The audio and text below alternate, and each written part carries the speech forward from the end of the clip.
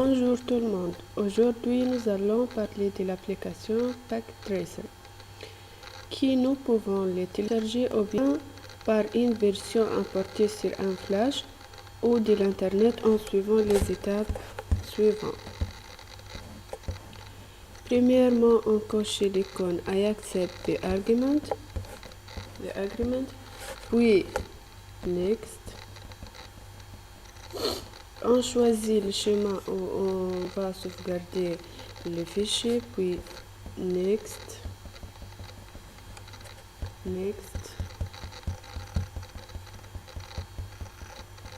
On coche l'icône Create a Desktop Shortcut, puis Next. Installe.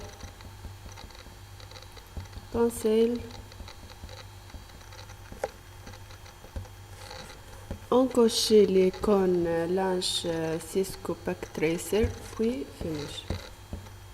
Après faire toutes ces étapes, on trouve que le logiciel PackTracer se trouve sur notre bureau. On va l'ouvrir pour le découvrir.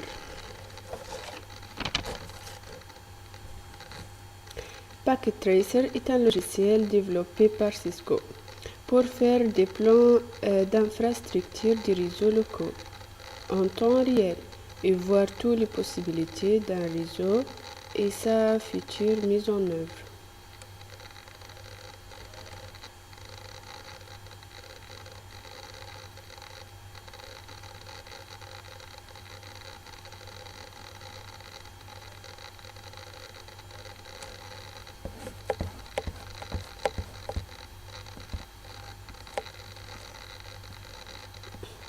Ici, on trouve le bar du menu.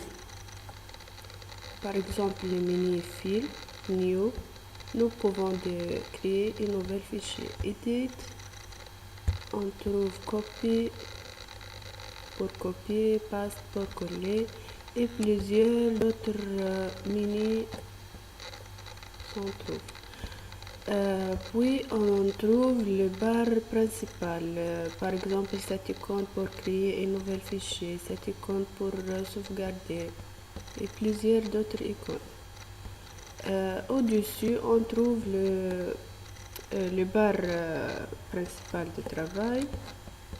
À côté, on trouve d'autres icônes, par exemple cette icône pour delete, pour supprimer, c'est des icônes pour tester. Et on trouve qu'on travaille en real time. PackTracer peut travailler en temps réel et même en simulation, on peut tester notre réseau très simplement. On retourne à la real time. Ici, on trouve le bar de composants réseau. On trouve plusieurs catégories, par exemple le routeur, switcher, hub, un device et plusieurs d'autres. Lorsqu'on clique sur par exemple les routeurs, on trouve plusieurs spécifications et plusieurs types. On peut choisir l'un de cette liste. Bon, pour le premier réseau, on va utiliser un hub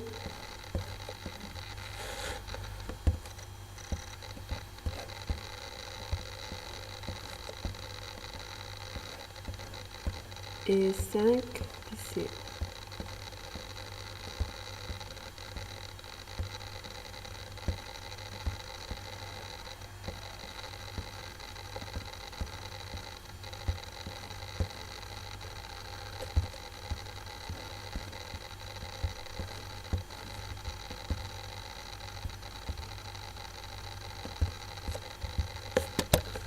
On change l'emplacement du hub. On fait la configuration du PC avec un clic sur le PC lui-même. Cette icône s'affiche. On choisit Config Fast Ethernet. On écrit ici l'adresse IP.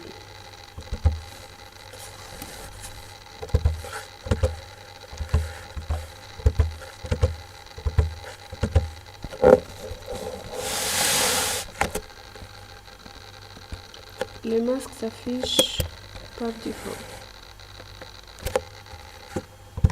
On prend cette partie car elle se répète pour tous les autres PC.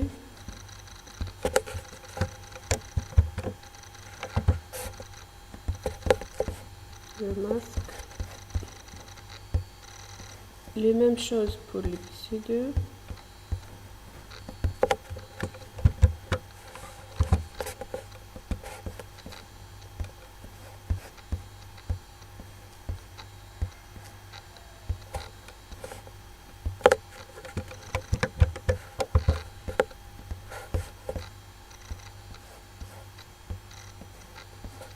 Et enfin le PC4.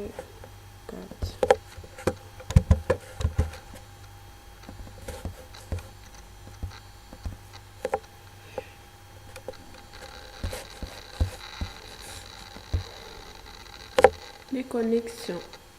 On va relier le PC avec le hub par un câble droit. On choisit Fast Ethernet pour le PC et l'un des ports libres pour le hub. Fast Ethernet port 1. On choisit le câble droit car le PC et le hub sont des composants différents, de types différents.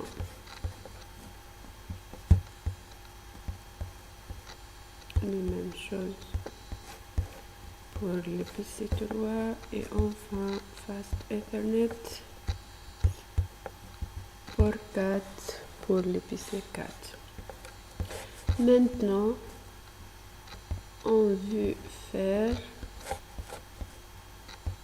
un test sur notre réseau. On lance la simulation. On remarque que les messages sont envoyés. On veut envoyer un message de la PC4 vers le PC0. On remarque que les messages sont envoyés de la PC0 vers le hub. Puis les messages sont envoyés vers tous les autres PC. Seulement les PC0 qui répondent, elles envoient un message. Les hub, les mêmes choses sont envoyées pour tous les autres PC. Et seulement les PC4 qui envoient un message de configuration. Ces messages sont envoyés pour tous les autres PC et seulement le PC0 qui répond. Les autres sont rejetés les messages.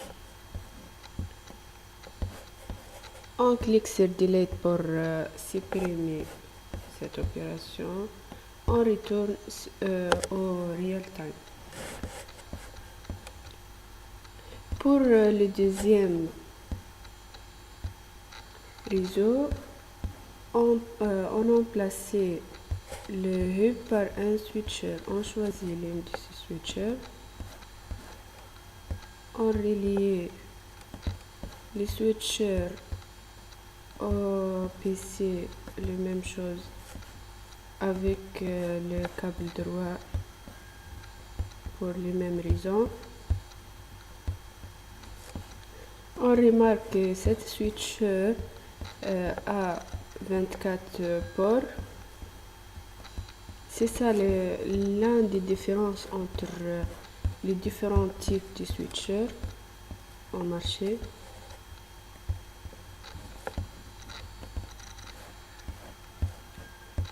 Et les mêmes choses pour les PC4, Ethernet, Fast Ethernet et port 5. Maintenant, on veut tester notre PC.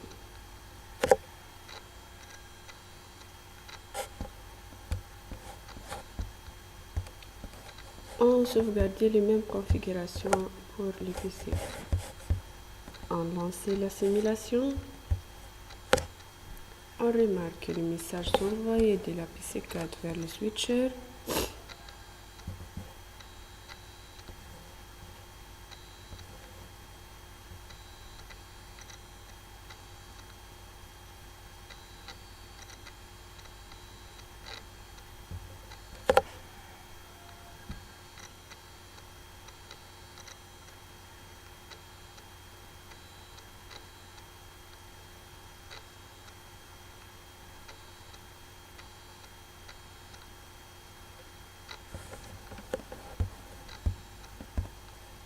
On delete cette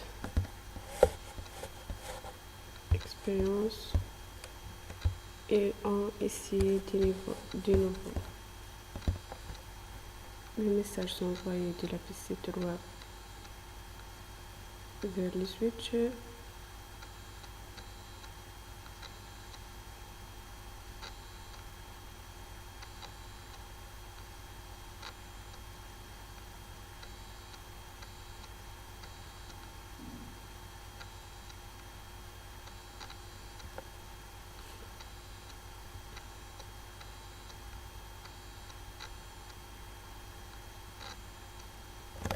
De le PC 3 vers le switcher, de le switcher vers le PC 1.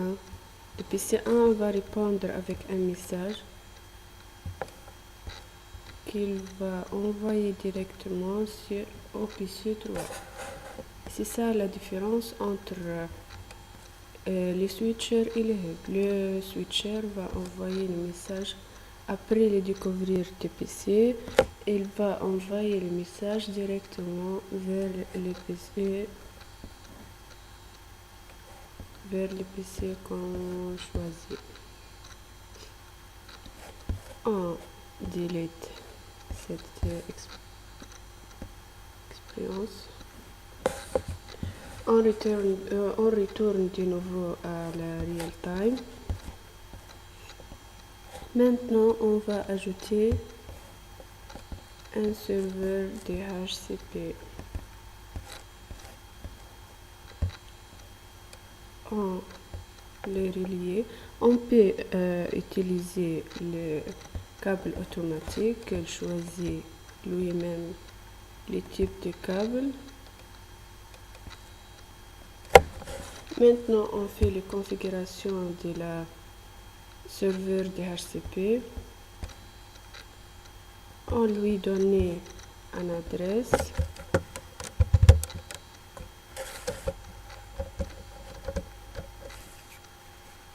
Par exemple, 10, je choisis le masque. Maintenant, on clique DHCP on. On choisit 10, 5 et save.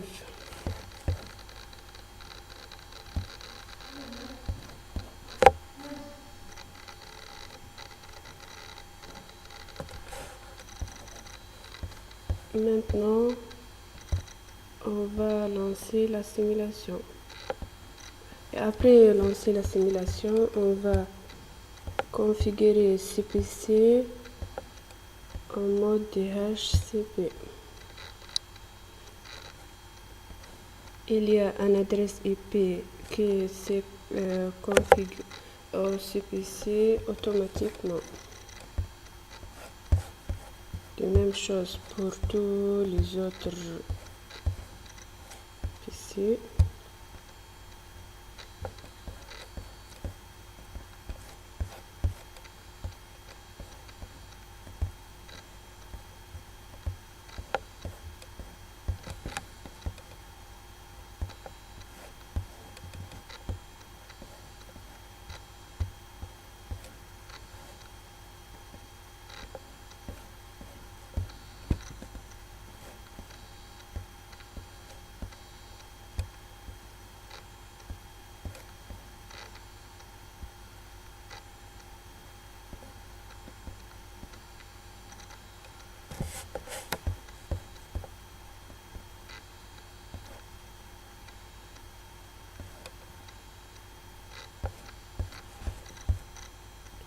Maintenant, on va tester ce réseau. On envoie un message de la PC3 vers le PC1. Les messages sont envoyés vers tous les autres, de les switcher vers tous les autres PC. Seulement le PC1 qui a l'adresse IP correcte Maintenant, les dialogues se fait seulement entre le PC 3 et la PC 1. Après, les découvrir.